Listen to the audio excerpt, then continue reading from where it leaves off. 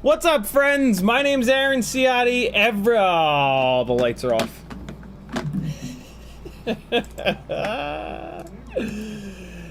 Everybody calls me Ciotti. I've been streaming for a long time, I swear to God. Welcome to Simulator Sunday. I don't know if the lights are set up right, but we're figuring it out slowly but surely. Wait, no, I gotta go this way. Welcome, boys and girls. Children of all ages. Apache Smoke Wooded Sniper was first. You Jellin was next. Paul McDonald, Bob Noxious, TweetFPV. TweetFPV's in the house. What's going on, Dan? How are you? Lost Sync, Mr. Huggy again, Riot 9, Restyle, License to Drive, Athix 661, Bob Noxious, Left Step, Momo Slappy, Grizz FPV, Unfazed is here. License to Drive, Oscillation Andy. Oscillation Andy. That is 10 out of 10. Bulldog FPV, Momo Slappy, Carpath FPV. Carpath? What's up, everybody? If you want to talk directly to me, all you gotta do is type my name into the chat and it'll light up in orange. Like Grizz did. Oh, I'm hitting all the wrong buttons. All the wrong buttons. There we go. Yeah, if you type CiottiFPV in the chat, it'll light up in orange. I'll know you're talking to me. If you don't do that, I'll think that you're talking to each other. Apache Smoke Wounded Sniper tagged me first and said, good evening, friend. What's up? Hello, collective and everyone. Just toke my glider for a swim. Toke my glide for a swim, not glider. Hopefully it was fresh water. If it's fresh water, put it in front of a fan, leave it for 24 hours, you'll be good to go. Bob Noxious says, what's up, collective, and CiottiFPV. TweetFPV says, what's up, Ciotti. Apache Smoke said, I had COVID too, and I'm still recovering from it. Hope everyone will be okay there. We're going to talk about that in a second. Crash to Fur FPV subscribe. Thank you, brother. Welcome to hell. I mean, sort of the collective. Mr. Huggy says, hi, all, on CiottiFPV. To really join the collective, you got to hop onto my Patreon, which is only 10 cents a day, and it's over at CiottiFPV.com. Click all the buttons, support me, and I'll keep doing these live streams. Chris Markham subscribes as well. Welcome, Chris. Kevin Duffy subscribed. Good Lord. Everybody just click the subscribe button all at once, and this thing over here can do all the things. Just got back from Home Depot because, you know, that's my life now. I go there every day. I return stuff every day. I buy things every day. I'm broke. But it's fun. The orange wall is now white. I'll have you know that the orange wall... come on! Stop it! Look at that. Well, it's hard to see. Well, no, you can see. It's not orange anymore. It used to be horrible Clemson orange, and now it's somewhat white. It is not a one-coater, though. There's a little white strip in the middle there that the previous owner had something really weird. So yeah, it's not a one-coater. And I actually changed my mind on the color while I was at Home Depot today. Right now, what I put up is a coat of painter's white, which is just like 100% pure white. And I've kind of changed my mind a little bit. So like, this is all, like, this ledge is painter's white. This is basically painter's white, all this IKEA stuff. And the surround for the fireplace down here, which you can kind of see right here. The surround for the fireplace is painter's white as well. The fireplace itself is like a grayish brick. So when I put this coat of painter's white on this wall, which it kind of needed no matter what to just cut down on the unbelievable orange, everything just became like pure white. The ceiling tiles, right, like the drop ceiling tiles, they're pretty much pure white. So I laid this down yesterday, and and like the door and the trim, right, it's all just pure 100% white. And I kind of last night sat back and I was like, ooh, there's not, it's just all white. Everything is just white. And like, yeah, that would get better once I have artwork hung up, and like, you know, I have these color changing lights and I can throw light on there. But what I realized is gray would kind of be nice because that would work with the gray of the stone in the fireplace. So yeah, it took longer than I thought at Home Depot trying. I was hoping to just kind of pick one in there and go for it, but it just I just couldn't figure it out. So I brought a bunch home, and yeah, I'm gonna figure it out. I'm thinking it's gonna be one of these. But yeah, we'll see. Should be interesting. Guess it would be like that.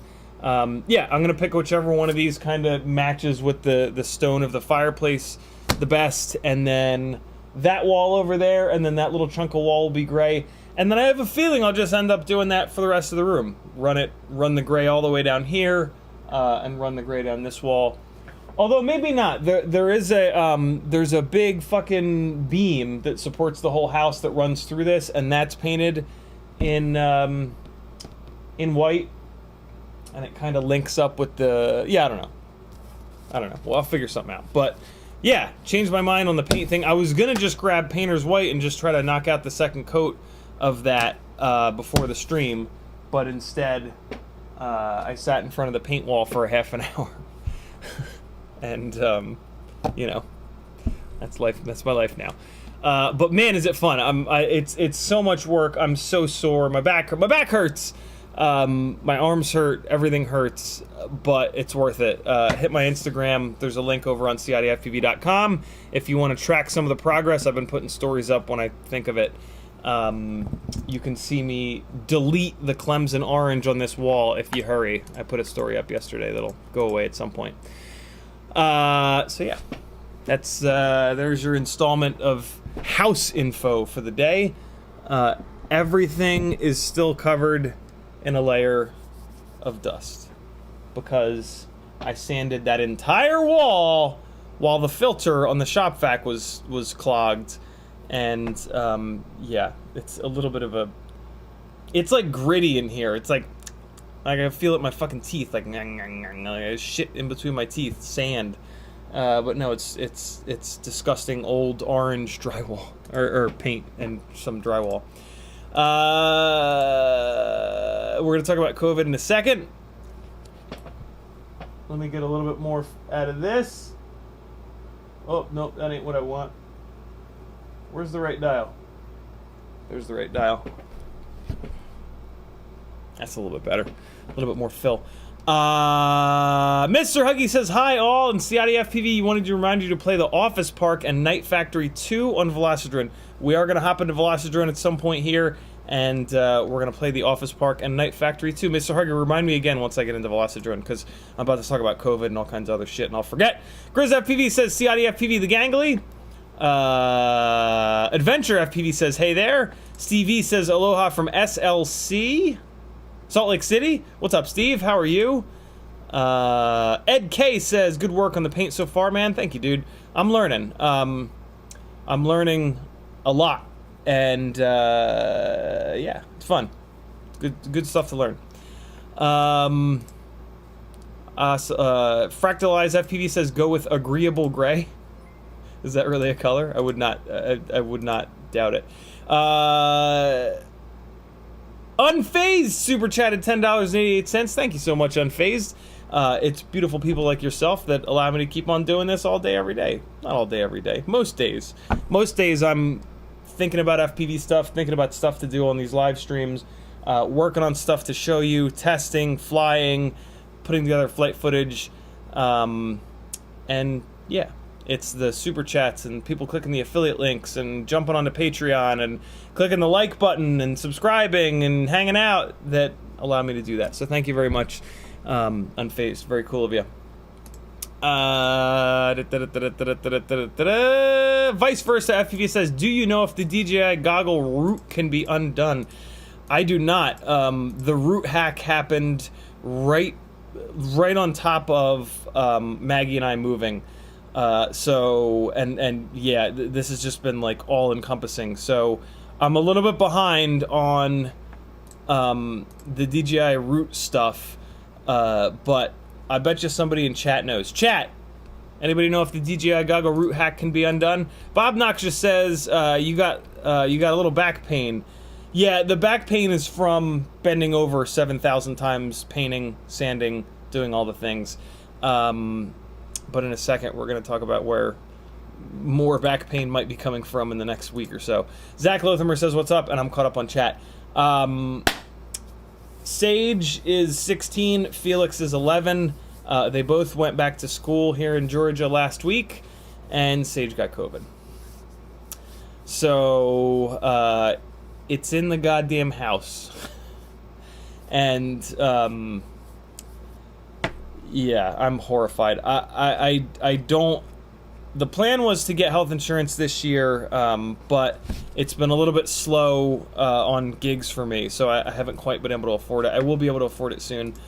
And I'm scared shitless. I am boosted. I did get my first booster. I don't think I'm eligible for my second booster yet. Nor would I get it right now with the disease in the house. But, yeah, I mean... We tested. Sage started feeling like ass yesterday, or it was the day before. I forget what day it was. And Maggie had in-home tests and tested him. I think it was 2 nights ago, and he popped a positive. So we've kind of quarantined him to his room as best we can. But yeah, it's scary. As Ugellin says, the newer variants are a walk in the park, usually. It's practically like a bad sinus infection at this point. It's already hitting Sage harder than that. Like, he has a lot of aches and pains, and he just feels like ass. Thanks for subbing, Ricardo! So, yeah, I don't know. Not much I can do, though. Sage is masking when he leaves his room. We're just, like, dropping food for him, and... we'll see what happens. But, yeah, there could be COVID-related back pain coming in the future. I hope not. I hope I'm fine. Maggie's starting to feel like shit. So, we'll see. It's in the house. It's in the building. Yeah, we'll see what happens. So... the flight footage at the beginning of this stream was a part of the CiottiFPV tour of Atlanta that I did with Ken over the weekend, Harble's FPV in the chat, and we had a blast. If you want to come to Atlanta and get a one-on-one tour of the best spots, any spots that you want to fly, my favorite spots, whatever you want, that's something that I'm going to be doing. I'm not going to be putting it up on Fiverr, just because Fiverr is super annoying. Message me and we'll talk about it. It's not going to be cheap. I'm not going to put you up here in the house. So you got to get a hotel or an Airbnb. But then, yeah, we're going to hang out probably like Saturday, Sunday would be the best, because that's when most of these office parks are closed. Hang out Saturday and Sunday for like 3, 4, 5, 6 hours, however long you want to go out and fly. We're not going to set up shop at one spot and fly 100 batteries. That's how spots get shut down. We're going to basically do rip and dips. We're going to show up at a spot, fly 2 or 3 or 4 batteries, and then we're out. And then we're off to the next spot. It can just be Saturday. It can be Saturday, Sunday. It can just be Sunday. Sunday we'll have to work around the stream. You're welcome to kind of like hang out while I'm streaming, chill on the couch, throw you on Gran Turismo 7 on the sim rig, whatever, or SnowRunner.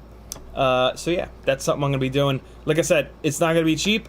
It's a whole bunch of my time that I would usually be spending on other stuff. And usually I charge anywhere from $60 to $100 an hour for my time. So it'll be somewhere in there, probably towards the lower side of that. But I don't know. I haven't like priced it out yet. Ken came up from Florida and did like shitloads of electrical work. And so, yeah, we traded hours in a way. And he had an absolute blast. So I would love to do it with somebody else. As I do it more, it'll get more sort of like refined, although there's not really that much to refine. I've already done all the work. I know where all the good spots are. I know which ones are good on the weekends, and I know how to drive. So, yeah. We're going to jump into Velocidrone in a little bit. Let me see if it'll launch off of this. Nope, you got to use the launcher. Launching Velocidrone is the weirdest shit in the world. Like, you got to use the, basically the installer. It's very weird. Launcher.app. And it's got an ugly...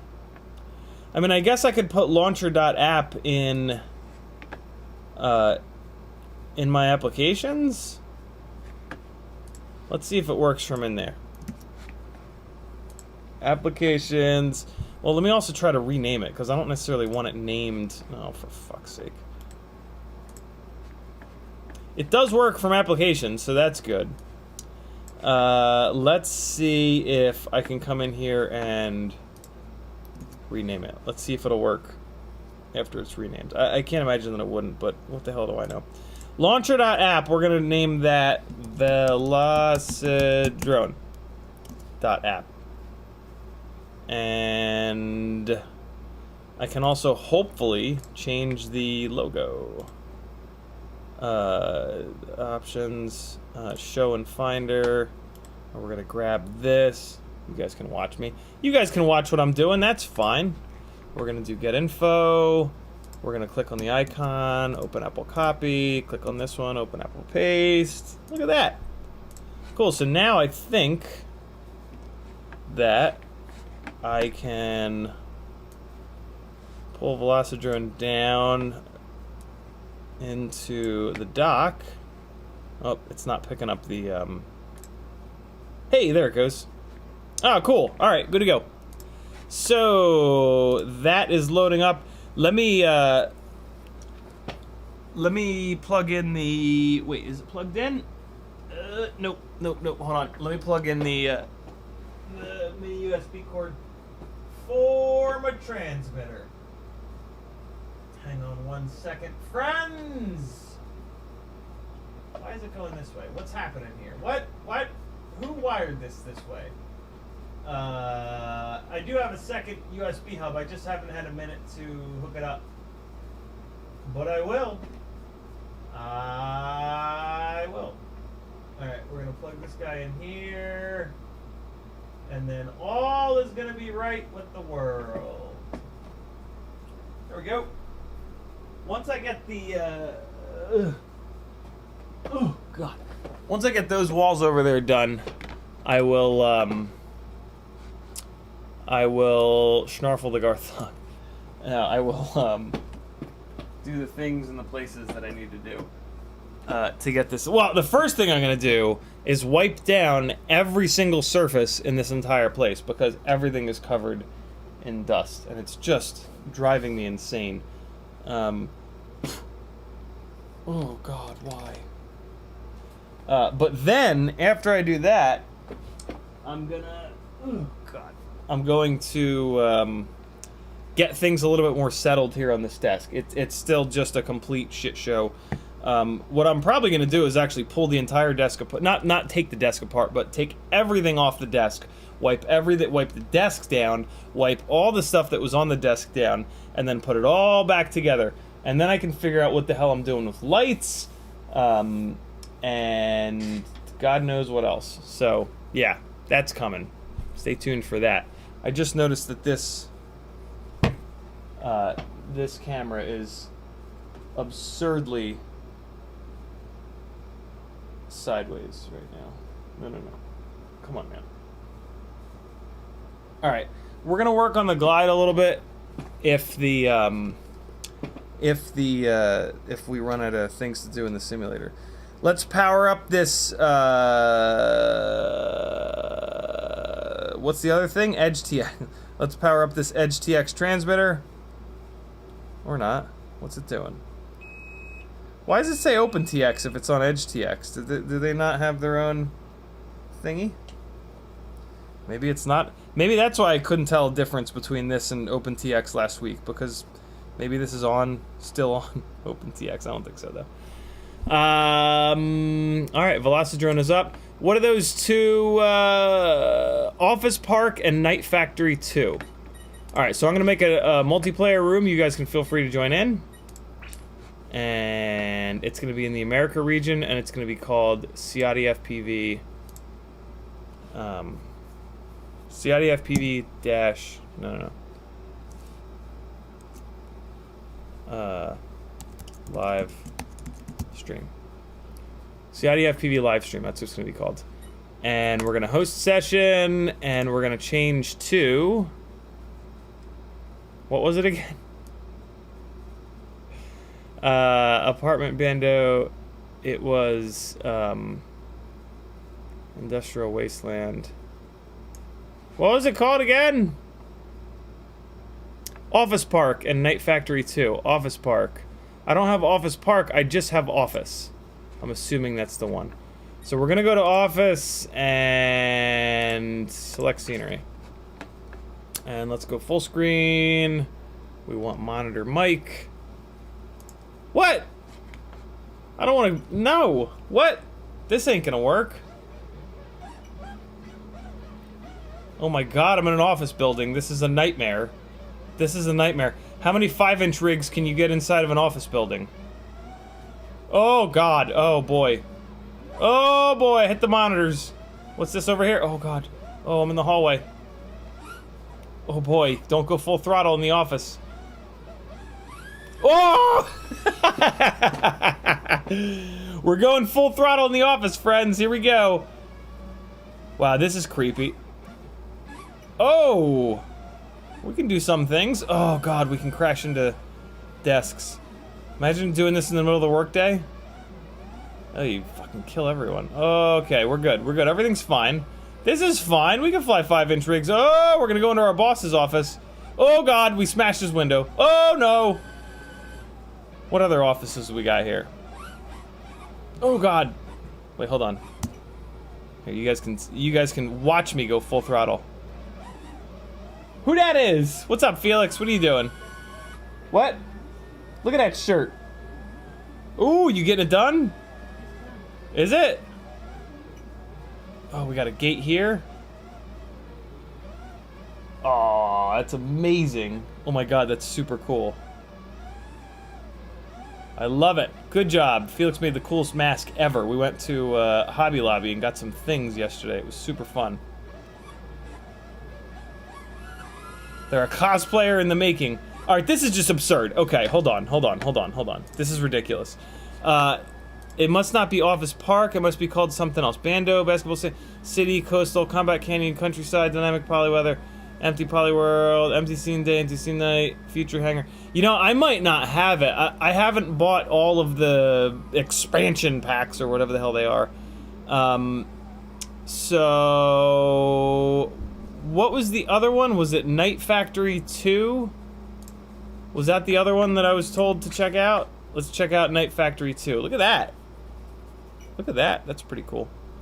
Let me make sure that everything's working here. Yeah. Hey, also, I want to change this. This is going to be the houses are expensive fund. There we go. What do you think of that? Oh boy. Alright, we're gonna shrink that, and we're just gonna scooch that down a little bit. Houses are expensive fun. There we go. Hold on, let me look it up. It was Night Factory 2. Is this Night Factory 2? Are we Hey, Unfazed with a $27.99 Californian Canadian live super chat. Thank you very much. We've got. I wish I could stay for the stream, but I gotta run and do some shopping from home. All the best to you and your brother. Stay safe. Keep doing what you're doing. Wish your kid a speedy recovery. Take care. Thank you, brother. Thank you very much. Office Complex, Mr. Huggy says. Hey, this also reminds me. I forgot to check the comments from the latest live stream. If you're watching this on repeat and you want to be a part of the live stream, all you got to do is leave a comment, and every comment will get read on the following live stream. So we've got Cable 14 says, "Hey guys, sorry I missed the live stream. Watching now. Thanks to CiottiFPV for all your hard work." Thank you, Cable, for hanging out on the channel and watching the streams. Apache says, "Hello Collective, what's up? Nice hair, friend. About the repair on the T-Motor 1103 8000s, the motors have an issue that after some nice crashes, the shaft gets loose in the bell, took it apart, pressed out the shaft, checked if it's still straight, cleaned it up, red Loctite on the shaft, pressed it back into the bell, now it works great. Done that holding my head down, lost signal, and crashed hard." Hey, there's, if you're a patron, on the Patreon, if you click Tech Talk, I have linked, I forget who posted it, but somebody posted there's another type of Loctite that works even better than red Loctite for doing what you're doing. It's not going to last forever. As the motor gets hot and heat cycles, the shaft is probably going to slip again, but it'll get you by for a little bit. So yeah, those of you that are patrons, scroll up to the top, click Tech Talk, and there's an article about, there's a link to a video that an OG on the channel here did. I forget who it is, on a specific type of Loctite that's going to work really, really well. Barry Cook says, hey Ciotti, have you ever come across people quitting the hobby because of gamer's thumb, aka texter's thumb? In other words, sore thumbs from use of a transmitter. Is that a thing with other people? I've never heard of that before, but it does not surprise me at all. Do people get it and ignore it? I've been in the hobby 2+ years, now having to leave off flying because I don't want the issue to become chronic. I pinch. Any thoughts? Just never heard anybody mention it, kind of trying to figure out how much of an outlier I am. I think that's pretty rare. But like I said, it doesn't surprise me at all. You know, it's a version of carpal tunnel, I'm sure. So I would look up carpal tunnel exercises, right? Physical therapy stuff, finger exercises, and hopefully you can fix that. Super interesting. I'd never thought of that, but yeah, that's carpal tunnel's a bitch, yo. Let's get Velocidrone back here, and Mr. Huggy says Office Complex. Let's see if we can find Office Complex. I just have Office. I don't have Office Complex. Do I have Complex? I don't have Complex. And then what was the other one? The other one was Night Factory 2. Let's see if I have Night Factory 2. Hey, we're on Night Factory 2. Okay, cool. So let's play a little bit. Let's play some Night Factory 2. How do we get out of here? Back. All right, we're in Night Factory 2. Let's see how it is. Let me show you guys my stick overlay. Very dark. Oh, there's a ceiling there. Okay.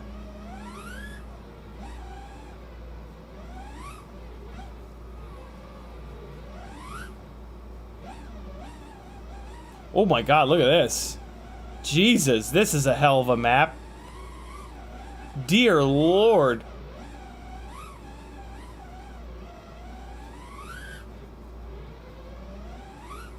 This is gigantic. I would love this during the day.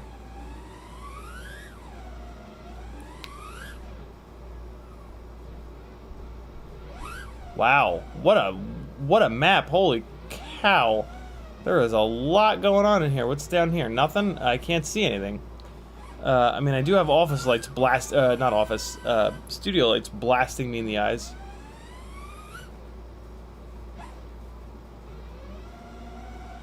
Since it's all anyone ever cares about, we'll do this stupid trippy spin. Hold on.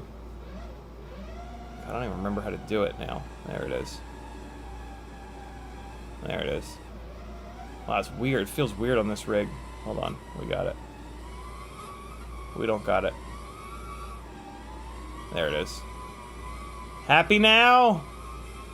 The world's dumbest looking but most difficult camera movement in FPV. Although I did just see Red Rabbit Aerials, one of their pilots did a trippy spin on a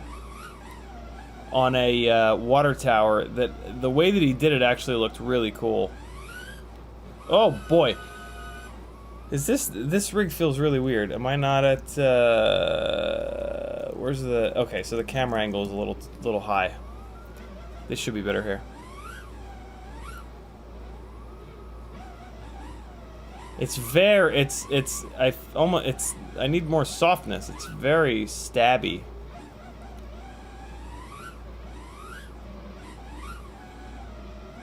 Two big old balls. What are we gonna do with these big old balls? We're gonna go around them.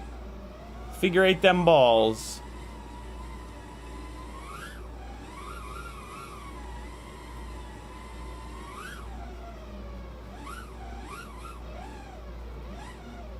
Let's land on the balls. And then we're actually gonna do a little spectating.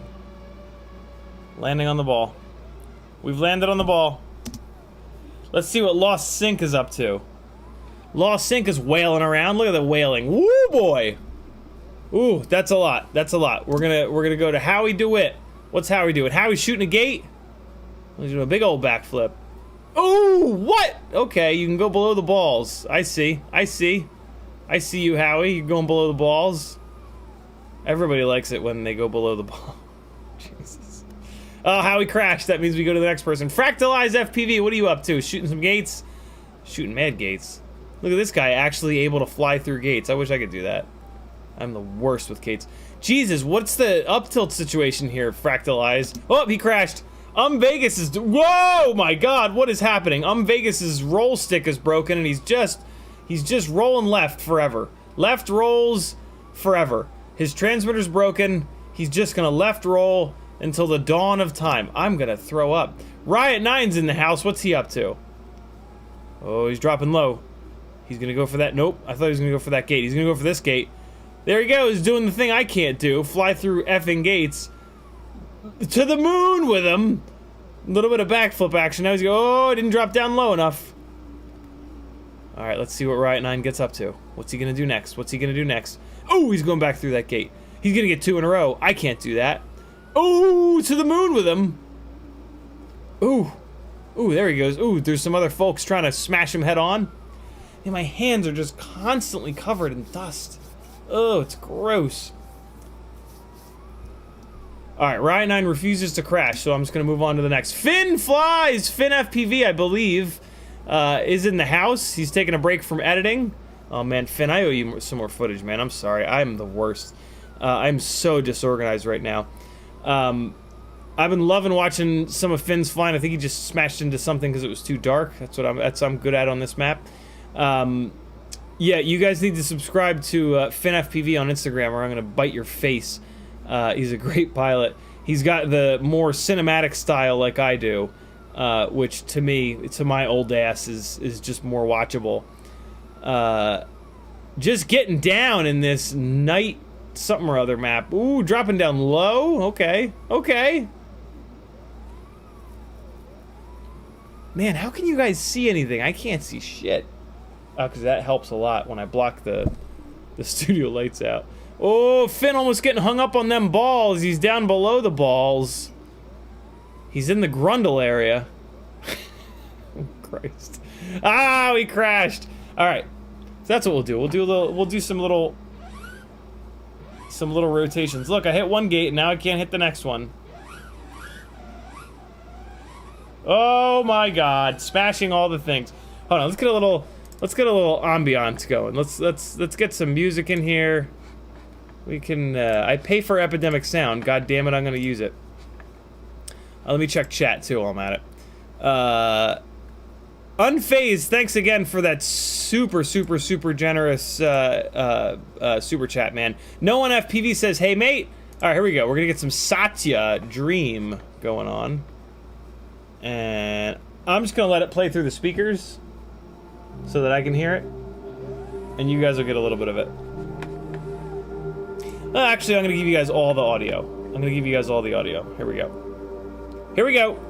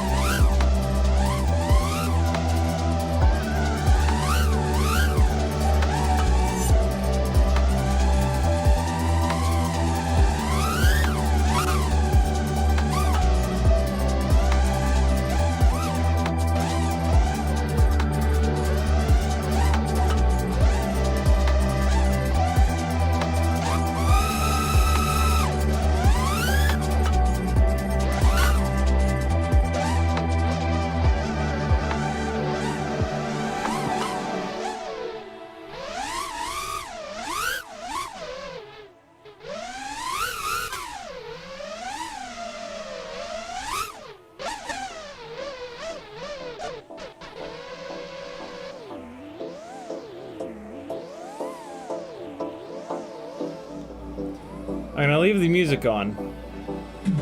But I'm gonna talk shit on everybody. Lost Sync, what's he up to? He's going after that. Here, let me kick this down a little bit. It's probably a little bit loud. Lost Sync is going after this. Man, the gates are so bright that, like, I can't see anything else. Lost Sync going ham on this little walkway here. Just absolutely making it his bitch. Coming down from the moon with a big old dive under the obnoxiously bright green. Oh boy. Oh, that's a lot. That's a lot of movement. There he goes. Oh, getting in there. Approaching stick bang levels of flying in here.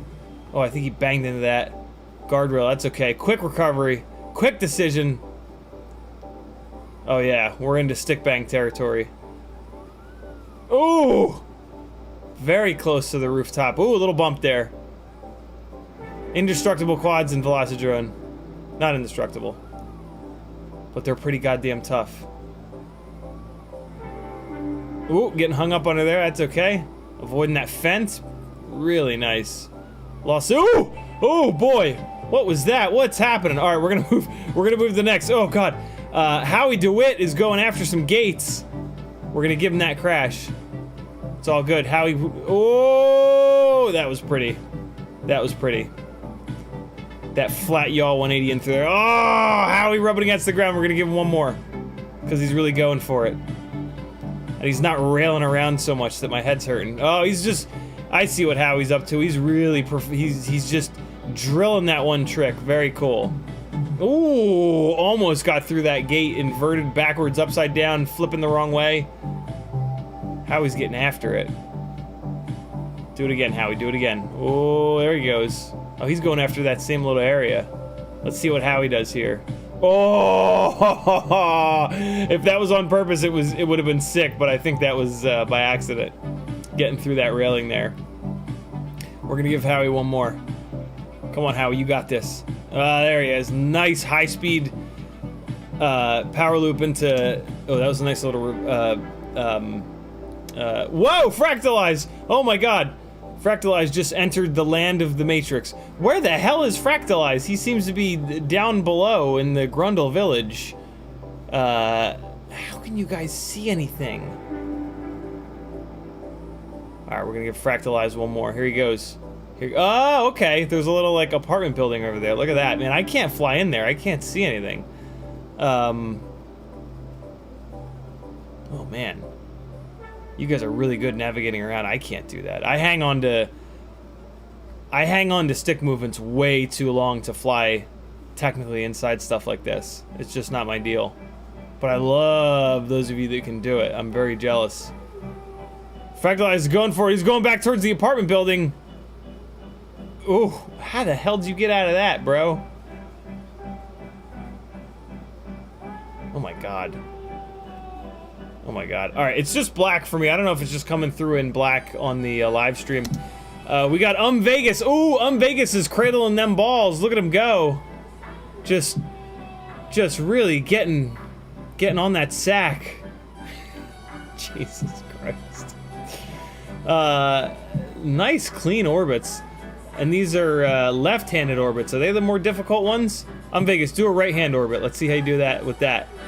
I forget, orbiting one direction is way easier than the other. I think left is easier. Yeah, I think left is easier. Well, Vegas has it locked pretty good both right and left. Very quiet on the sticks. Look at the stick overlay at the bottom. Look how quiet Vegas' fingers are. He's not making huge adjustments. That means he's dialed in. Hard to do. Very, very hard to do. Orbits are something that, like, you can really tell a very seasoned pilot from somebody that's, like, within their first couple of years. Vegas covering some ground over here. Oh boy, got a little confused on that inversion. That's okay.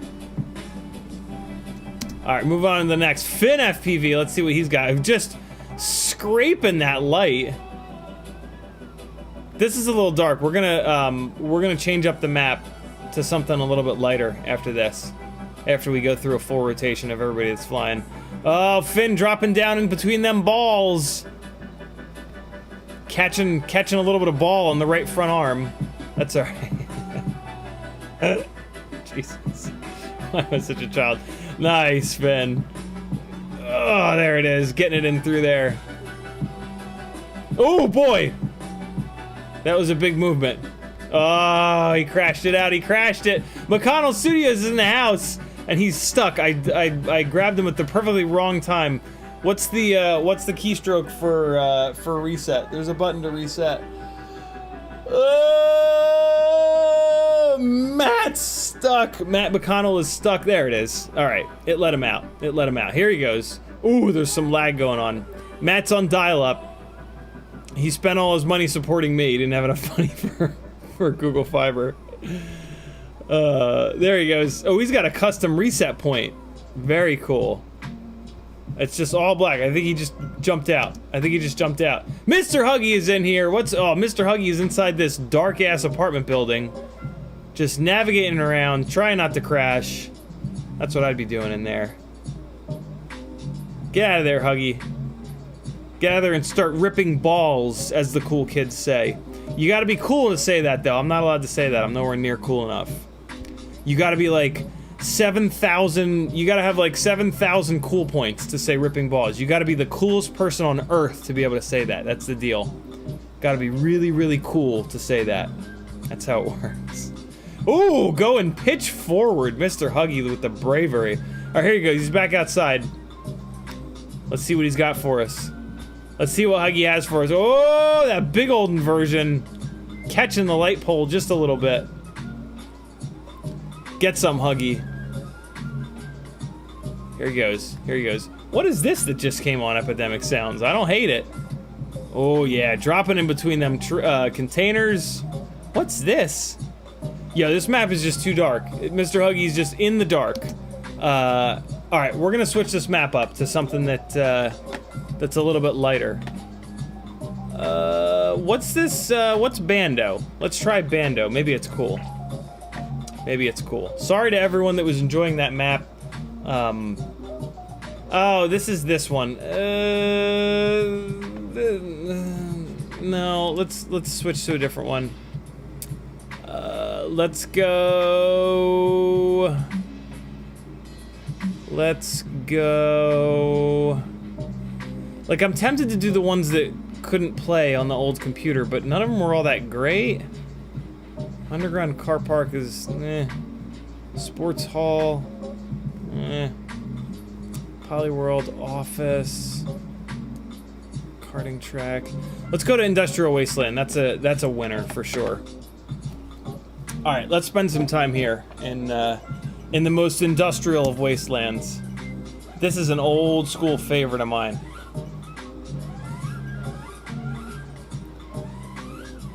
Oh yeah. Oh man, this feels so old school. Oh, this map, come on now. This is such a classic.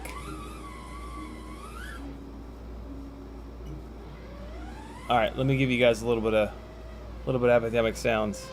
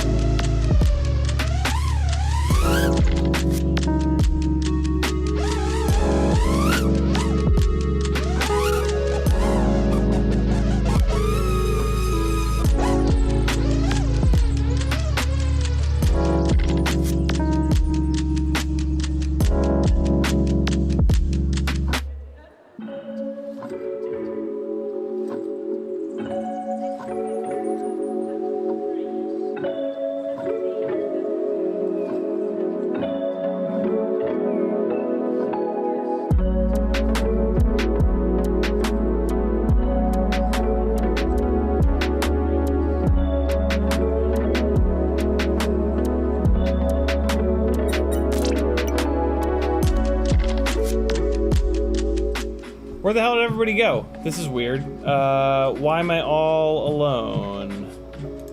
Let's do this, and let's do that. That fix it? That fixed it. Okay, cool. That was odd. Hey, there's everybody. Cool. All right.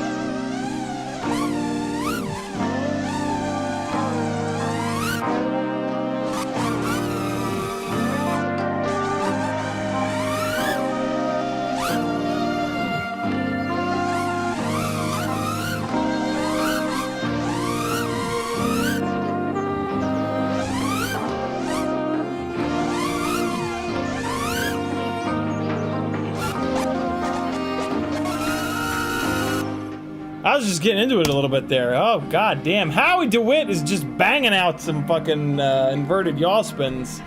Making me dizzy as shit. Not really. Look at him controlling the throttle, moving himself up the smokestack. Dropping down. Ooh, nice. Oh, that was dope. That was inspired. Get in there backwards. Yeah, hard to come out of there backwards. Let's see what else Howie has. We'll give him one more crash. Well, we'll give him another crash. Oh, he saved it. Look at this guy. What you got, Harry? Harry? No, Howie. Get in there. Dive down there. You won't. You won't dive down the middle. You can do it, but man, it's pretty much impossible. And then trying to get out of there is really hard too. We'll give him one more. If you go for that dive, Howie, yeah. So close. Try it again. Try it again. Come on. You got it. You got it, Howie. You got it. It's all you. Oh, no way. I thought he was gonna just do it on command. Oh, he's gonna keep trying though. Eventually he'll crash. Oh, yeah, there's wires in between that. You can get down the middle, but it's just, I don't think there's a way of getting out. Oh, he's going for the long one. Oh, nice. Nice. Almost. Oh, there is a wire halfway down. Oh, there's a couple wires. All right, we got some Vegas action. He's going after the smokestack. Let's see what he's gonna do. A little bit of rocking back and forth. You know I'm a fan of that. Man, I'm hungry as hell. Hold on, let me get some jerky up in me. Ugh. Oh man, I got no water down here. Vegas is just going for it with that yo-yo action. Just getting it in. Watch those sticks. Look at the purple stick ends. All right. I'm into that. I'm gonna eat a big piece of jerky, and then I'm gonna start flying again.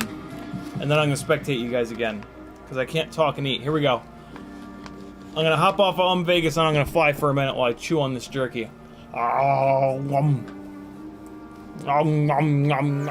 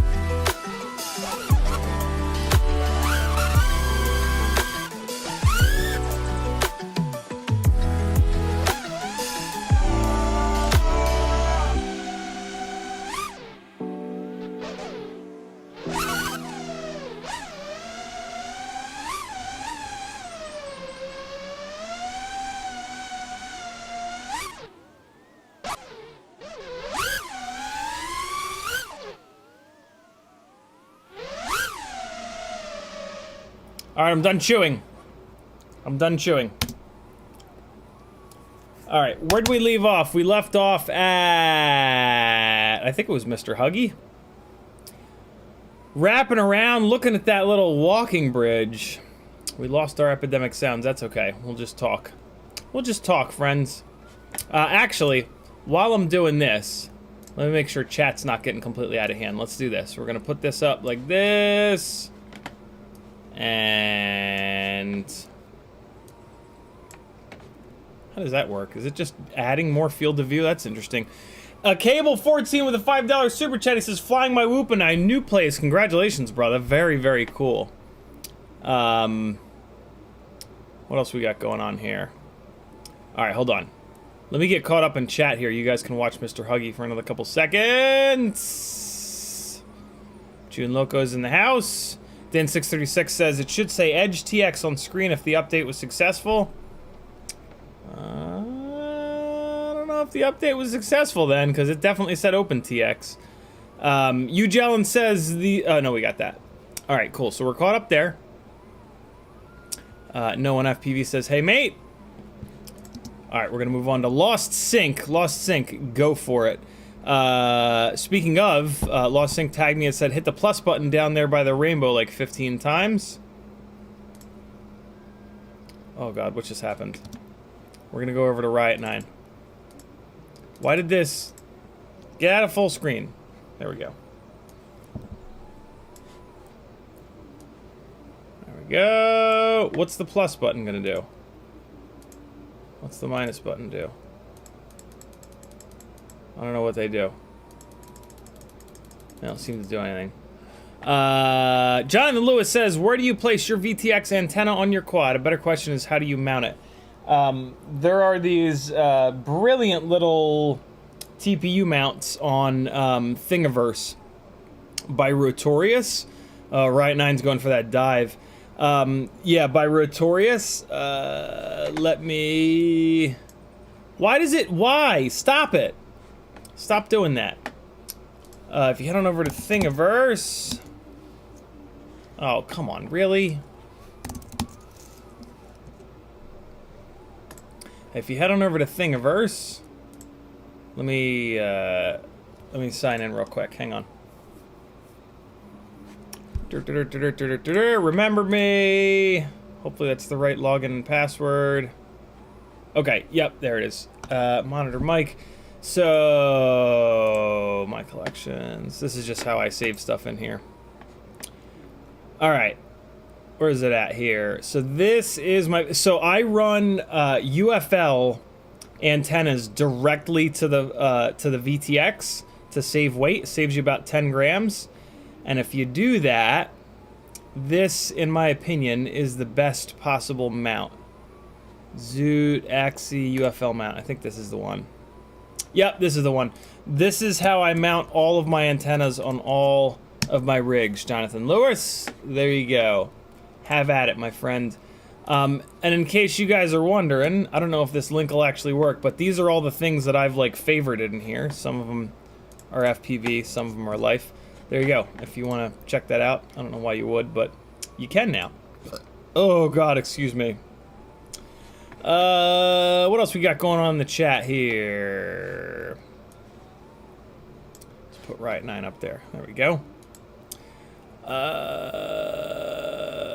Ugelin says, if you click the rainbow in the bottom right corner, it cycles through different color profiles. Really? Oh my God. Oh, look at that. Vibrant E, Warm H. Oh, that's pretty interesting. Blockbuster.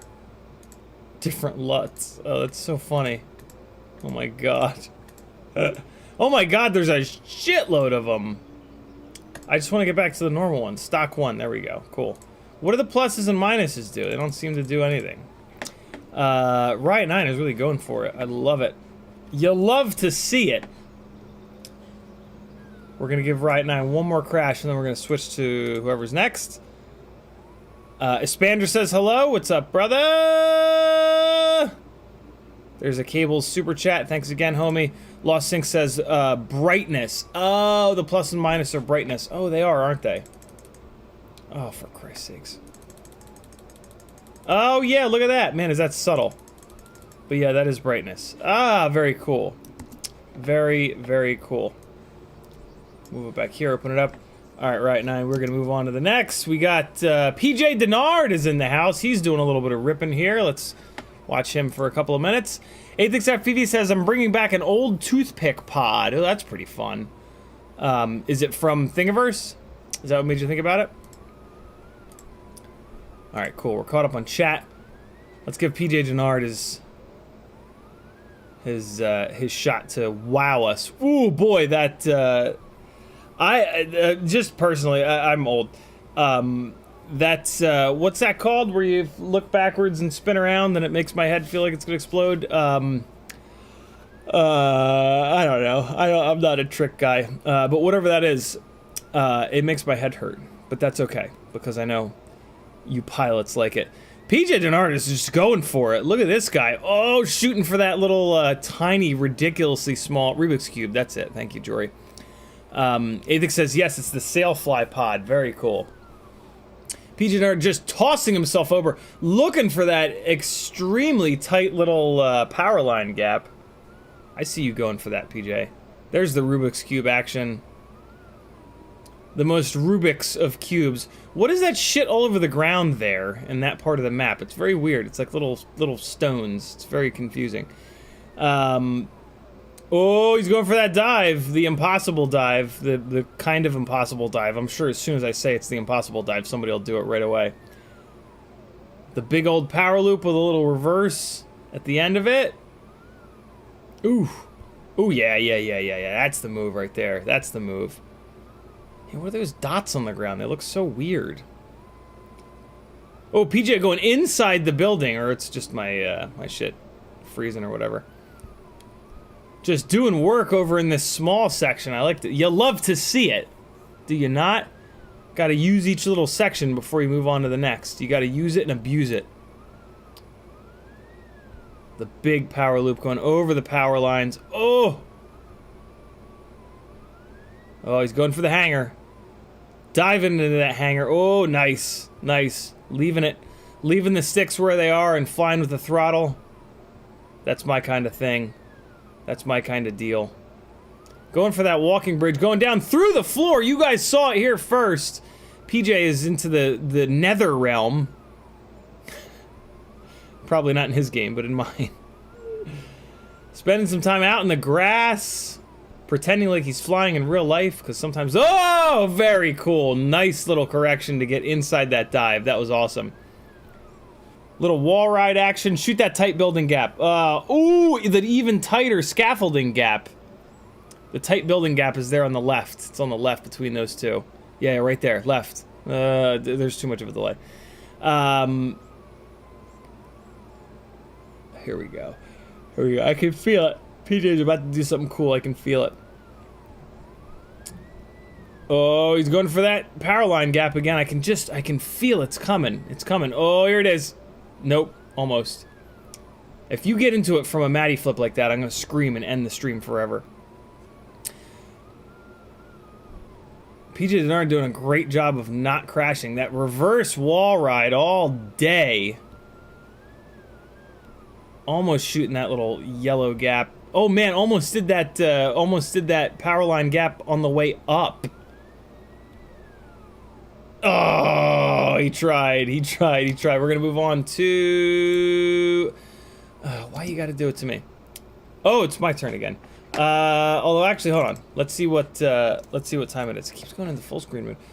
It's 4:21. What time do we start streaming? 3 o'clock?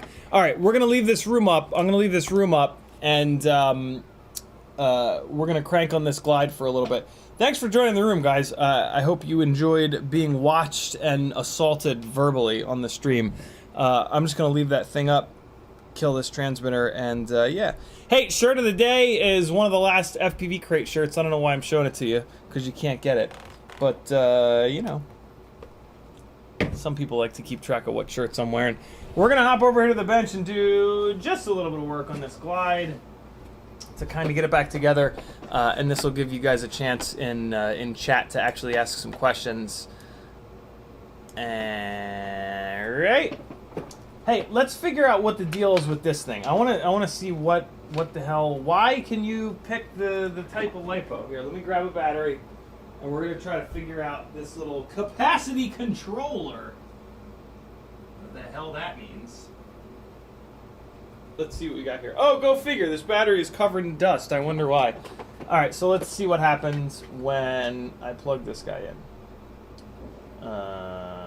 Looks like pins are up. This thing is set up for 7S. Oh my god. Oh, no. Okay, no, yeah, it doesn't know. So, like, what's... Oh, okay. So, by changing the type of the battery, there's a little percentage down here that's telling you how filled up the battery is. Different batteries are at 100% at different voltages. So that's what you're seeing here. Lithium ion, you only want to charge it up to like 4.10 volts per cell. So this is a LiPo, and this is more than 4.10 per cell. So it's saying that it's 99% filled. But when we bring it up here to LiPo, it's going to give us the proper number, which is 96. That's kind of interesting. I mean, there's really no reason not to do that. So you can change the number of cells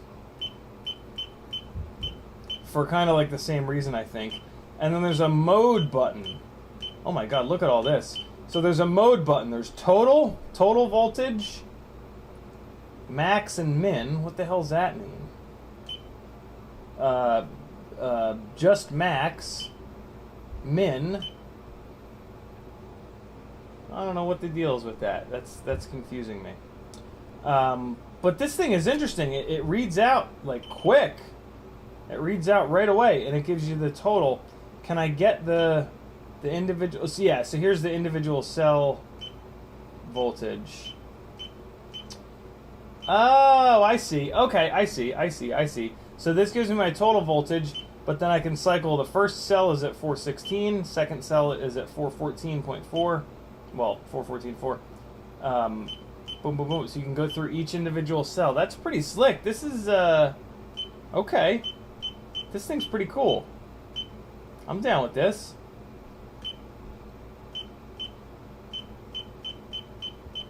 Huh. Okay. I'm interested in what this min-max thing is. Maybe if you keep a battery hooked up to it for a while, something happens? I don't know. Yeah, pretty slick. Okay. This could be useful. I can't think of a use right now at this very moment. FPJV says, thanks for the spotlight. You're certainly welcome, brother. Espander says, max cell voltage and min... Oh, of course. Look, an instruction manual. I'm going to read this instruction manual because I'm weirdly interested in this little thing. I'm going to throw the instruction manual over onto the couch, and later on when I'm relaxing, trying not to have a mental breakdown, I'm going to read it. And, yeah. Oh, okay. Voltage difference between highest and lowest cells. That's what it is. I'm okay with that, man. I mean, you can kind of just figure that out for yourself, but you know, every little bit helps, right? Right, 9 says instructions in the bin. All right. So I've made, man, everything over here is a mess. Look at this. Look at this, guys. Look at the. Can you see it? You can see it. It's just. It's everywhere. My entire life is this at the moment. Oh my god. There's just not a surface in this place that's not covered. I can't believe what an idiot I saw that the room was covered in it, and I did nothing. I didn't do anything about it. Hey, let's actually do this real quick. This is the Modula 6 that we fixed the antenna on. Let's actually fly it around the house to make sure. Like when I was outside the doorway, it was giving me 70% RSSI. But let's actually fly it around the house and see what kind of RSSI, because I did charge a battery for it. So really quickly, let's throw this thing up in the air. Man, I can't wait for this VTX to be VRX rather, that feeds into the computer, to be on a constant, be constantly plugged in. But I could just crawl into the desk real quick and. Is that not focusing? Come on, focus properly. Here's something flesh-colored for you to focus on, Logitech. Good, Logitech. Thank you. What if I just pull this? I wonder if this will work. Plugged into one of those ports. Is that gonna... VRX mic, I always have to do this. USB 2.0 camera, maybe it'll work. Maybe not. Let's see. What do we got? USB 2.0 PC camera. Look at that. Look at that. All right, let's do a quick little flight, and we'll see what the deal is with this now fixed crash flip switch, eh? I've never seen that in the OSD before. What's happening there? That was weird. All right. Let's see what kind of RSSI we get when we actually push this thing. So this is the rig that the ceramic antenna broke off. And I took a little piece of RXSR antenna, the exposed element off the end. Wow, it feels very weird to fly this right now after putting all that sim time in. Oh, I'm gonna blame it on the fan. Looks like we're good, man. Oh boy, I hit that light. Uh-oh. Uh-oh. We're good! So this is also the rig on the Happy Model 0802 25,000s on the GemFan tri-blades. Man, yeah, this is fine. Look at that RSSI up there, yo. It is good to go. I'm like 2 floors up, and it's still up in the 60s. There it goes down to the 59, 60, 59. But still, I mean, I like jankily soldered a little piece of wire on, and it's fine. That is pretty cool. Oh god! Oh, I made it. I was sure I was gonna crash there. This rig actually feels great on these motors with these tri-blade props. Let's go really hammer the throttle once or twice. Oh wow! I almost got Felix. Let's fly under their legs. Power loop their legs. Oh. Alright, we're gonna do a Felix leg power loop. Here we go. We gotta get it. Oh! 20 seconds. Oh, you know we had to. You know we had to. You know we had to assault that booty. You know it. Yeah, this rig feels great, man. Admittedly, it's a little bit heavier because these are the full can 0802s. Let's see if we can race that fan. See if I have enough power to race that fan. I'm going the wrong way. This is a terrible idea. We gotta. I really would like to hit this power loop though. 7, 6. Oh, so close. 5, So close. 4. Ah! 3. Look, new Papasan chair. Well, 2, a Papasan chair. 1. There wasn't an old Papasan chair. All right. I mean, that was kind of ugly, but we sort of got it. And I don't want to annoy Felix any more than I already have. All right, here we go. Coming down the stairs. Oh my god, it is so hard to get down those stairs for some reason. It's like obnoxiously tight, but not. Oh, that is the Home Depot bag. Let's see if we can get out of it. Oh, this is gonna be rough. Oh, come on. Oh, come on. No, no, no. Oh, no, no. Alright, that battery's dead anyway. That was fun. Yo, you can totally fix the little ceramic antennas if you break them off with just a little tiny piece of tuned wire.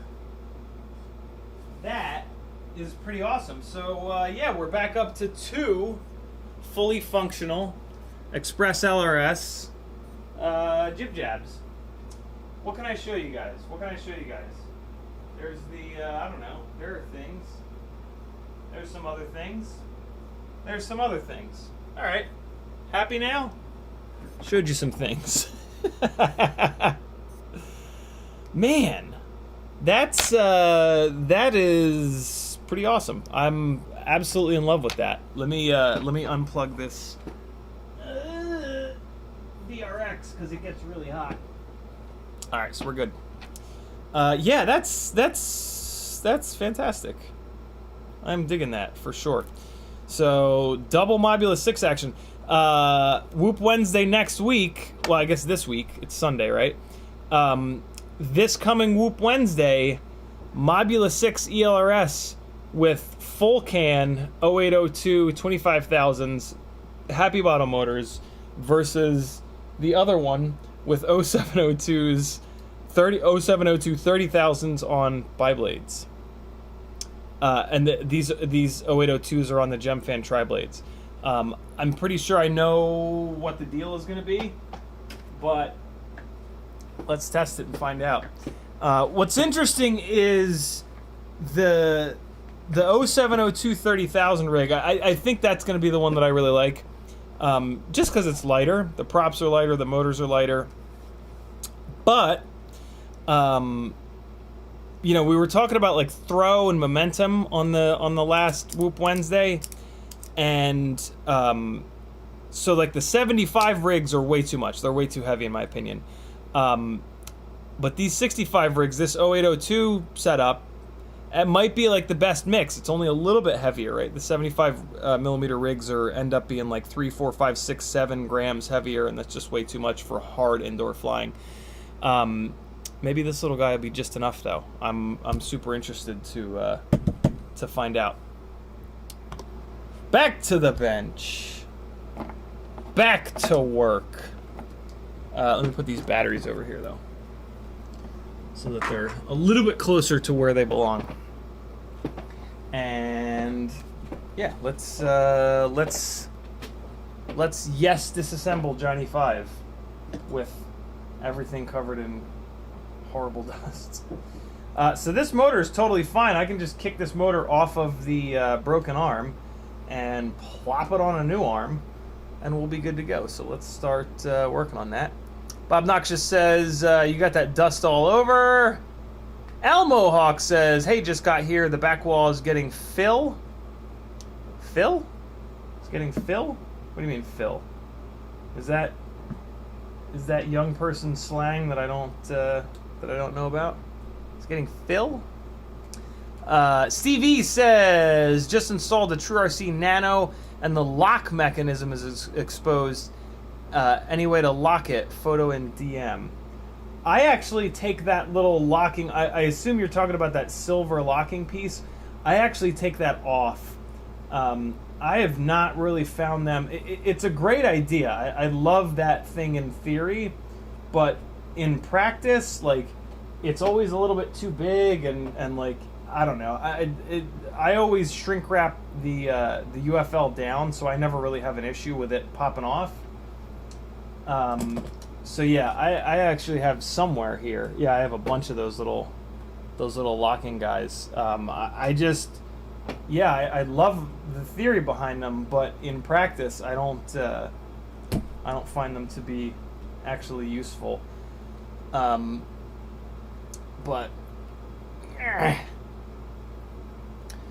Jory FPV says the wire of a slightly imperfect length is probably still better than that ceramic antenna.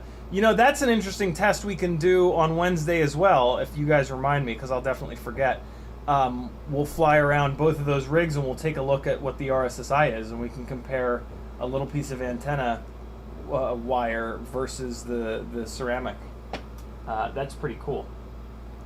And I mean, hell, we could even play around with, like, I could solder and resolder that little piece of wire to see if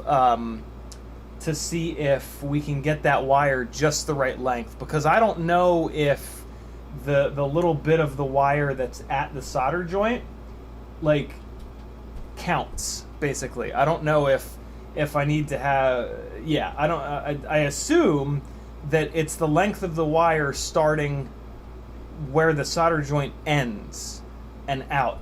But I don't know. that would be a question for an RF engineer, which I am not. So we'll have to ask Joshua on his next live stream, because he used to be an RF engineer, and he would probably know. All right, we're caught up on chat. And so this is the test stuff rig, test bed rig, as I sometimes call it. And man, it just gets utterly abused. And we are dealing with the aftermath of some pretty serious abuse when Harble's FPV was down, hanging, slinging electrical cord and outlets, everything in between. And we went out and flew super hard Saturday and Sunday. Jory says I would be interested to see the wire antenna versus ceramic antenna test. Well, come on back Wednesday, God damn it, because we're testing it. Seriously, though, you guys are going to need to remind me. I'm not going to remember.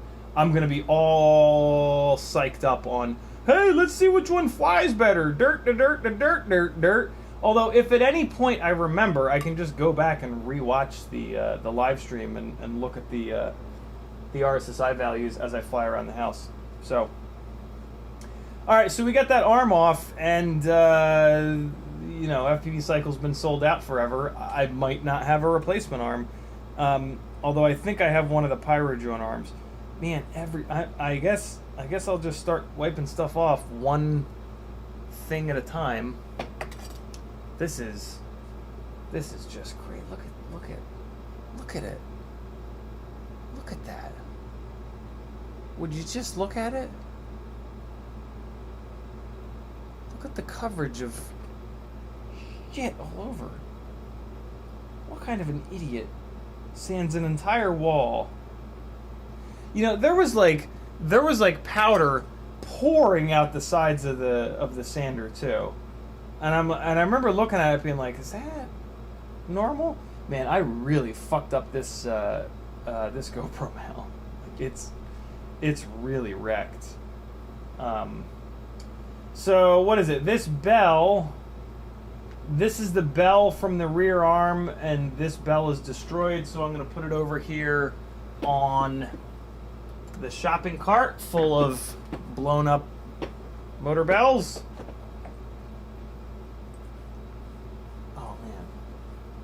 Is it good live stream content just to wipe things down? You guys just watch me wipe things down?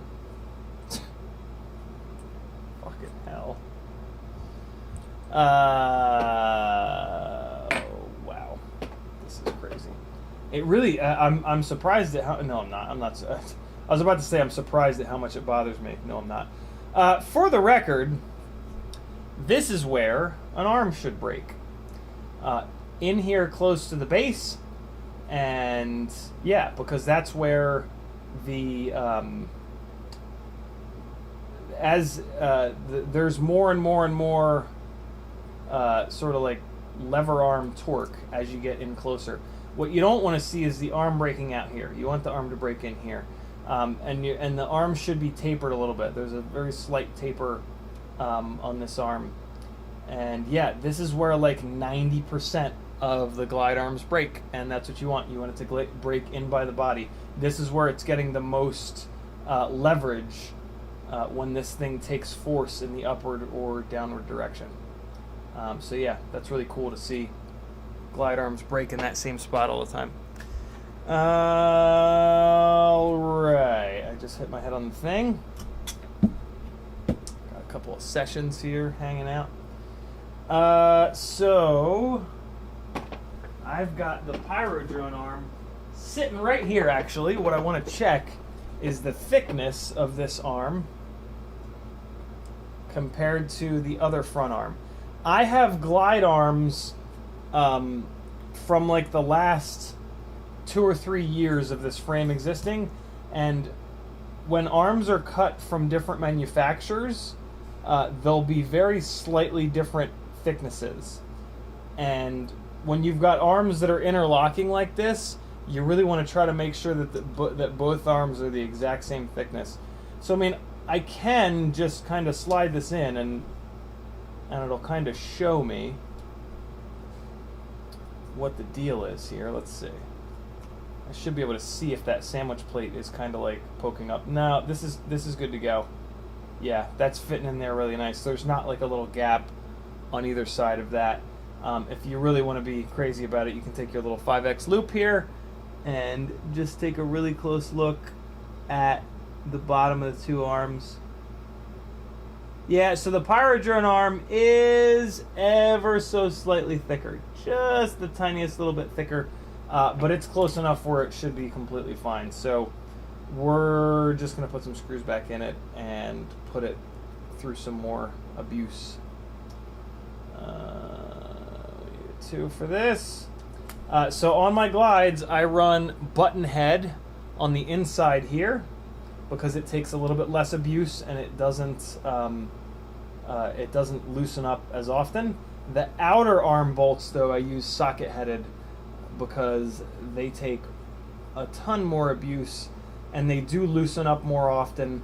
So I find myself needing to retighten the outer ones much more often.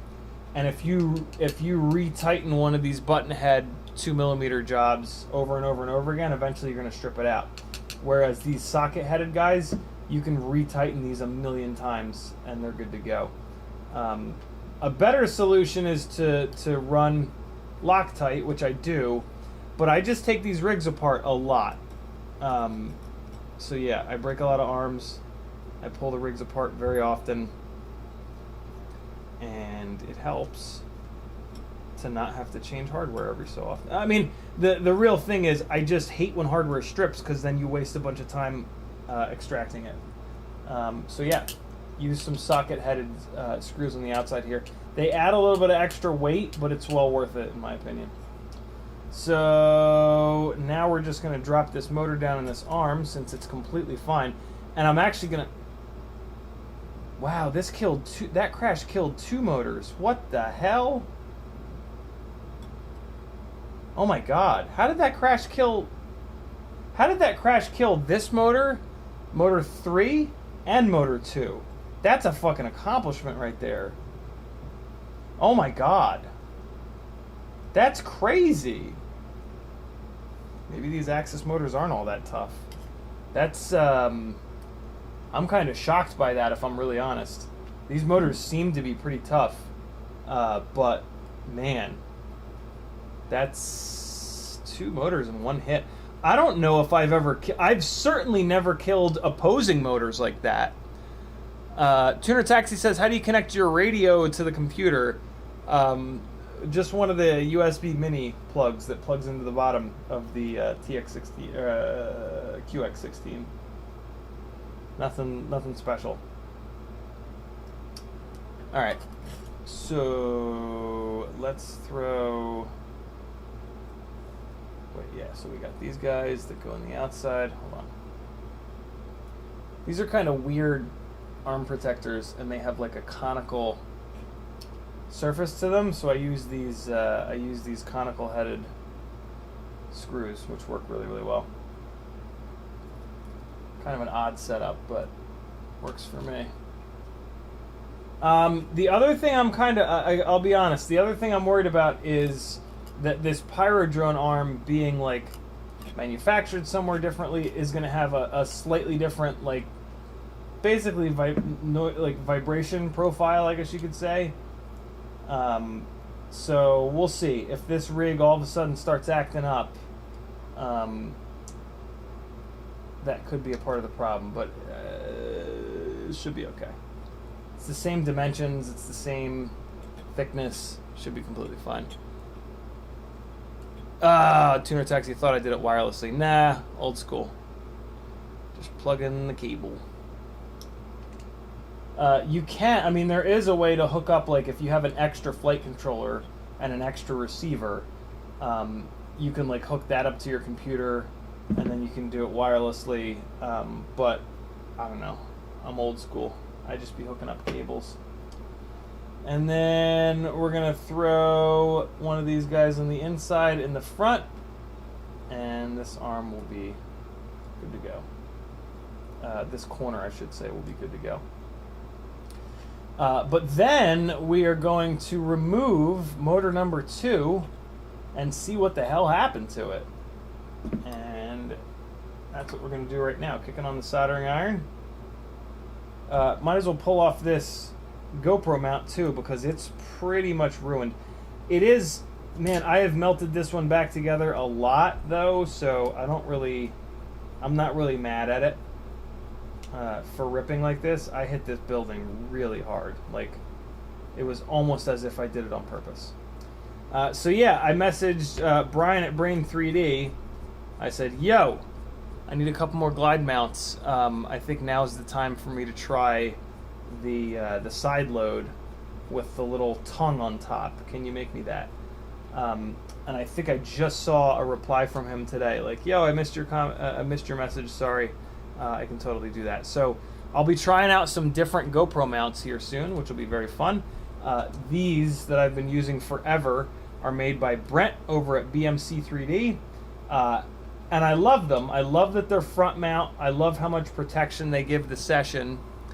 The only problem is exactly what you're looking at here. They have to print from the bottom up, and that's not the strongest way to print these. The stronger way to print these is on their side, but because of the way this is a front load mount, that just won't work. Brian from Brain 3D uses the side load mounts, and those you can print from the bottom, from the side, side down, I should say. And so, in a crash like this, that mount is going to be stronger. What I'm curious about is, will it protect the session as much as this front load mount? This front load mount has the little tongue up top here. It's got these nice big flaps on the side, and it's even got another little tongue on the bottom there. And when you smash into something face first, all that TPU takes the hit before the session. The side load mounts just don't have quite as much protection in front of the session. Yeah, man, see, I've melted this thing back together for ages. And so yeah, it's had its time. It's time for it to retire. It's lived a hard life. Jonathan Lewis says, how do you mount your antennas? Jonathan, I dropped the link in the chat, I don't know, 10 minutes or so ago when I answered your question. It's over on Thingiverse. This is actually one of the only rigs that does not have the mount that I usually use. Let me grab one of the ones that does. So yeah, if you scroll up, there's a link in Thingiverse to this little TPU mount here. This is how I mount them. And it works absolutely brilliant. I love it. I use direct UFL antennas because they save you about 10 grams. And yeah, that's the mount that I use right there. Nice and simple. Works really, really, really well. And yeah, you'll save about 10 grams over an SMA setup, which is a big deal. It's hard to find 10 grams on a quad. A Cable 14 likes the t-shirt. Me too, man. Me too. This is one of the last FPVCrate t-shirts. Really sad to see them go. But man, they went out with a bang with some really cool t-shirts. What else can you ask for? This is a screw for that motor. All right, cool. Soldering iron is up to temp. Let's get some flux on these solder joints here. Look at this. This propeller broke pretty much clean off. That's super rare. This thing really hit the building hard, like outrageously hard. So I guess I shouldn't be that surprised that it took this much damage, but man, this is a lot of damage. I think what this actually, in terms of these two motors shitting the bed, I think the real lesson here is what I've always kind of talked about, which is that 90% of the time what fails on a motor is the titanium motor shaft. And none of these companies are using a higher grade of titanium because the motors would be drastically more expensive. And all of these companies are using the same width of motor shaft, which is 4 millimeters below the base. So yeah, it's I've talked a lot about this. if you want a durable motor, you want to get a titanium motor shaft motor, because the titanium is more resistant to bending than stainless steel. Yes, it's more brittle, but if you hit it hard enough to break it, even if it were stainless steel, it would have bent so bad that it would be completely useless. So yeah, the most durable motor is going to be one with a titanium motor shaft. And then the rest of the motor, like if they beef up the bell, like it kind of doesn't matter. The bells don't, like the bells will take a ton of abuse and they'll get dented, and sometimes they'll start to vibrate and shit. But that's pretty rare. Usually the motor shaft is going to bend to the point where the motor is so out of balance that you can't use it, or to the point where the magnets are pushing up against the stator poles. And in all those cases, the motor is shot. But yeah, usually the motor shaft is what goes. So all of the titanium shaft motors are basically as durable as one another. So yeah, when one motor company says like, hey, our motor is more durable, it's like, I don't know about that. That's sort of marketing hype in my opinion. Let's see what the hell happened with this motor. We need to get a little bit of this going. I just heard somebody whizzing around in Velocidrone. A Cable 14 says, I know, bro, I procrastinated for years getting FPVCrate. I'm sad I never got one. Jonathan Lewis says, thanks. You're certainly welcome.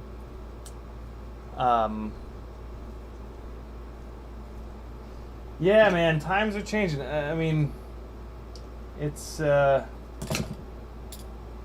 is in. I was about to say FPV is in a weird place right now. It's really not. It's just the world is in a weird place right now, right? Like, COVID kicked the shit out of the entire planet in like so many different ways, and we're living through the fallout of that. It gets a little bit better every day, but it's something that's going to stick around for a while, right? Like, the governments around the world had to really go bananas to keep people from going ape shit, and the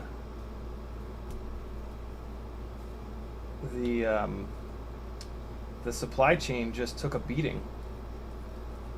And it's nobody's fault, right? Like, if you want to blame it on Obama, like, you've lost your mind. Because it's nobody's fault. I do wish that we'd had better leadership at the time that it first started, but hey, it is what it is. All right, let's see what's going on with this motor. We're not going to go down that. We're not going to go down that Vietnam. That's for sure. We've got working arms again. Although, since these two motors broke, let's give this a little test here and make sure these arms are fine. Yeah, no, these arms are completely fine. So I mean, this yet again, this is another perfect example. Like, the glide frame weighs a little over 100 grams, and both of these. Oh wow, yo. So in that crash, we completely broke one arm. We delaminated another arm here. That's what we're seeing. And then we broke two motors. So this is why here's why this little test that I talk about all the time is so important. After every crash, you take your rig like this. You put your thumbs in the middle, you wrap your fingers around the outside, and you really put some force into it and really pull down on these arms. And you'll feel it. If they're still strong, you'll feel it. And then you come over like this, and you do it on this side, and now watch my right hand. Watch this side. Ready? I'm going to do the same thing. Look how much that arm's bending. See that? That's a delaminated arm. Look at my left hand. It's not bending really at all. It kind of looks like it's bending because I'm like flexing the entire thing, but yeah, you can really see this right one is bending a lot. That's why it's important to do this, and you can actually see it. You can literally see it in there, how it's kind of delaminating. See that? There you go. So, Jesus. I don't think I have another replacement arm. I think this rig's just going to have to be down for a minute. FPV cycle glide replacement arms are on the way. They are on the slow boat, according to Bob. They are the Axis motors, Bob Noxious. And I don't know. I thought that they would have held up a little bit better than this, but at the same time, Jesus.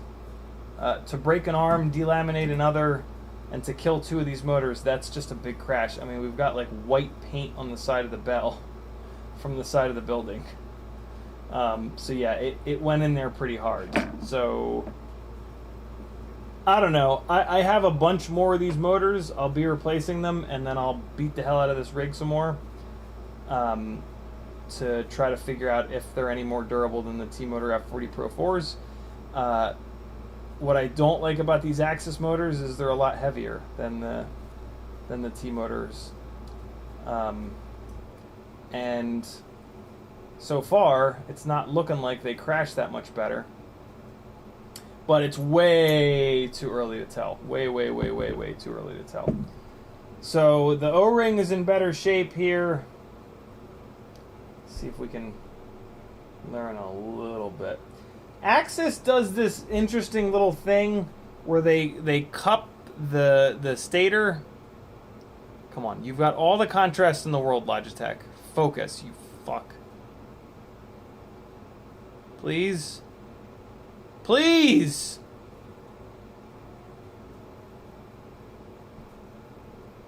Please? Come on. Come on. God damn it. Well, you can kind of see it. There's a little raised lip, and then inside the motor bell, there's a raised lip as well. They claim that that's going to make it more durable. I claim utter bullshit on that one. That just doesn't make any sense at all to me. None of the strength is going to come from this little tiny piece of probably aluminum. All the strength is going to come from the motor shaft. And I mean, yes, this was a big slam, but two of these motors shit the bed. So I don't buy it. Let's see. Here's how you're going to check if your motor shaft is bent. You can just put it on the bottom. Just put it on the bottom bearing, and just give it a little spin, and it'll become very obvious whether or not your motor shaft is bent. Okay, hold on. That might be sideways in the bearing. Yeah, okay, that's a little bit better. So, spinning it fast doesn't really help. You want to spin it nice and slow. And you want to kind of look at the bell versus the bottom of the stator. This actually looks okay. This motor is not wobbling hardly at all.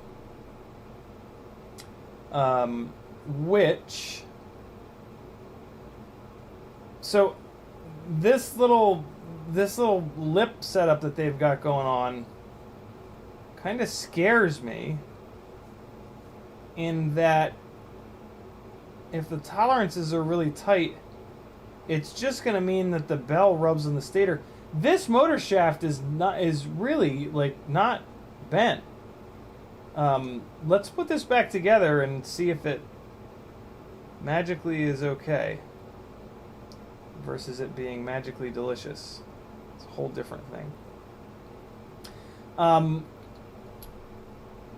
No, it is not okay at all. Wow, okay. This is not boding well for these motors. I gotta be honest. Let me take a look with the 5X loop at the air gap. Well, yeah, I can see where it's contacting. I'm not gonna be able to show you guys this, but the air gap is tight, but it's not like that tight. Usually with the F40 Pro 4s, if I did what I just did and the bell wasn't visibly wobbling, they'll continue to run. and they'll be completely fine.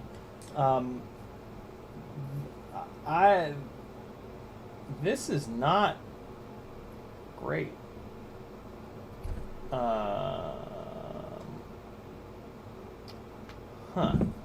Did the bearing maybe die? Is the bearing the issue? No, it looks okay. See if I can get the bell to spin on the top bearing without it pulling down onto the stator.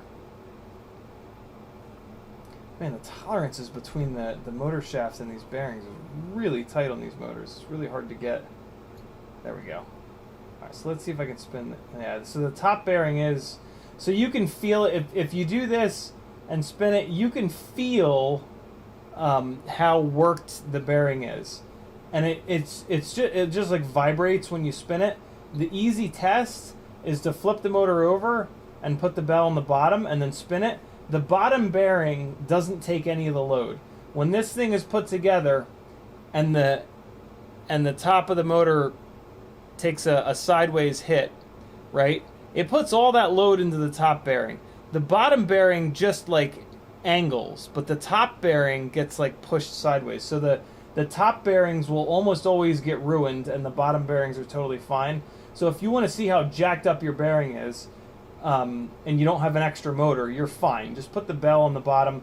And then what I'm looking for to see if the motor bell is bent. See if I can get this to focus to show you guys, because this is kind of important. If you put the motor bell onto the bottom, like I just did, there's a little gap between the edge of the... Fuck you, Logitech, you goddamn piece of shit. I'm going to manually focus it if I can find the application. Have I not downloaded the application onto this computer yet? Oh, you dirty rat bastards. I don't think I have. Please just focus. Please. Please, Logitech. I'm giving you something flesh-colored to focus on. That's what you seem to need. Hold on. Is it getting too much light? Maybe it's getting too much light. That was the problem. Okay. So, here we go. If you put the motor on the bottom, see that gap? Alright? You're going to spin the motor. Oh, you fucker.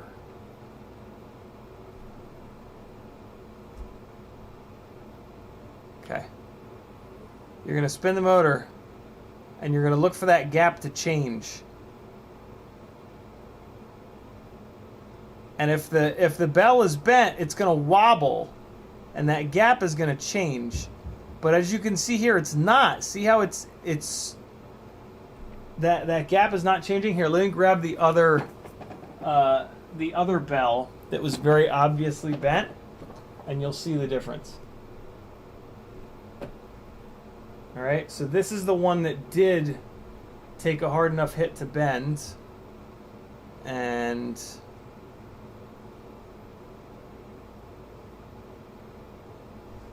there we go.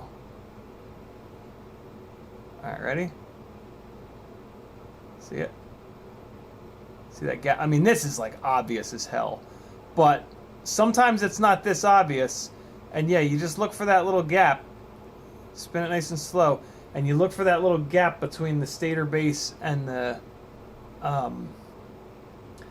and the bell to change. And even if it's only slightly bent, you'll be able to see it.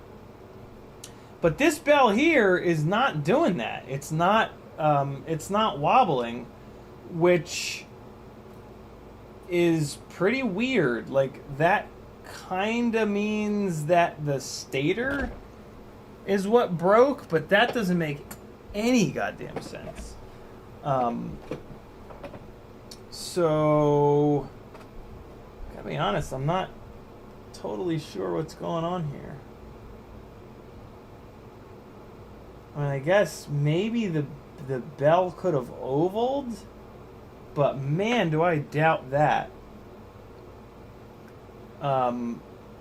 The bearing is jacked up on the top here, so it could be that the bearing is so jacked up that it's letting the the magnets hit the stator poles. Come on, Logitech. You shitbag. Come on. Come on. There it goes.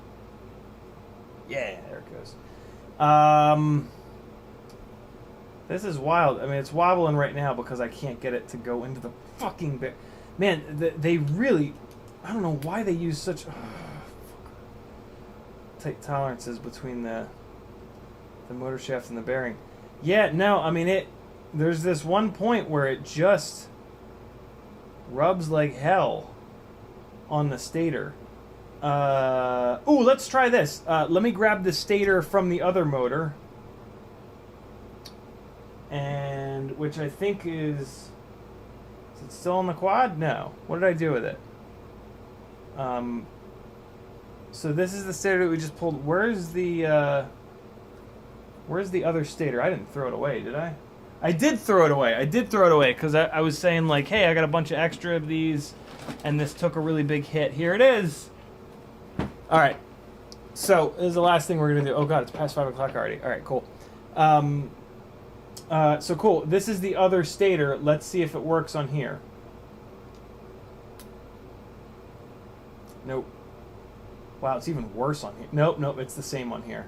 All right, so yeah, the motor bell is bent, but it's just bent a tiny little bit. I got to be honest, on a T-Motor F40 Pro 4, if it was only bent, oh, that's why I threw this stator away, because it lost the bearing C-clip on the bottom. I remember now. That's fine. The stator is not the problem. The motor bell is the problem. So here's the deal. So far, what it seems like is that these Access Power 2306s have a tighter air gap than the T-Motor F40 Pro 4s because, like I said, I've bent probably 40 or 50 F40 Pro 4 bells.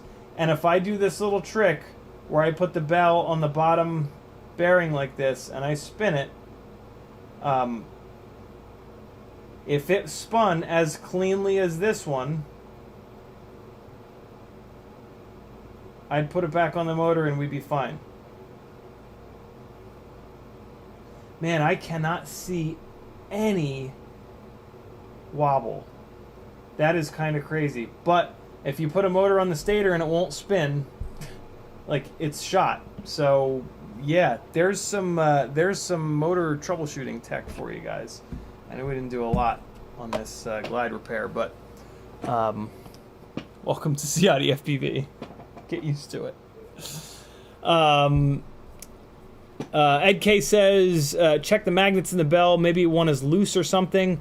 No, you can see when I check the air gap, you can actually see where it comes around and contacts the stator. And although, I mean, I guess technically maybe one of the bearings could be coming out. Maybe. It's very obvious when they're loose.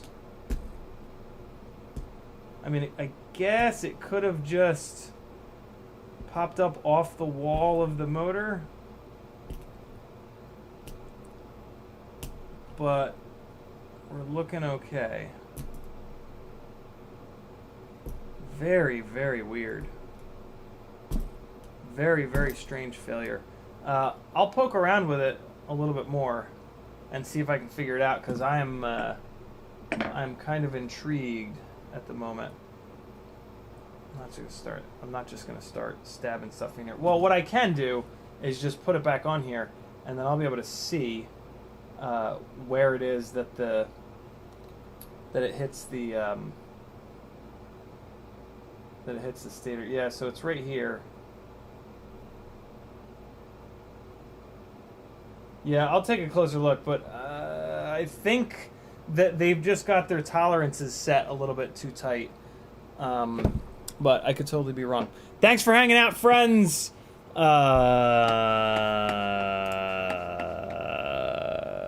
Tomorrow night's a giveaway night, 10 o'clock Eastern time.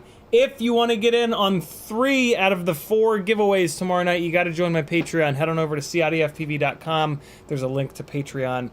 The $5, $10, and $20 tiers are going to be the 3 main giveaways tomorrow night. If you want to be in all 3 of those giveaways, you can join the $30 a month tier, and that'll put you in everything.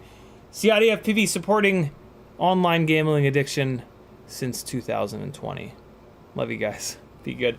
Here comes a little bit more flying. Let me quit out of Velocidrone, and I'll give you guys a little bit more flying from the spot.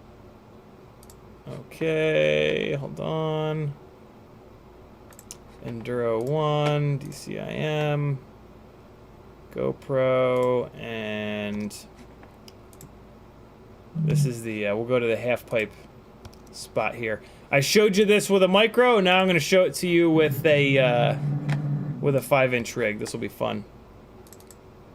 Let me open this up. I got to rotate the video. Come on, stop it. All right, there we go. Video, rotate 90 degrees. Get it out of full screen. Jump back into Epidemic Sounds. Refresh. First Horizon by ELFL. And a little bit of flying. Be good, friends. See you tomorrow night at 10 o'clock. Later!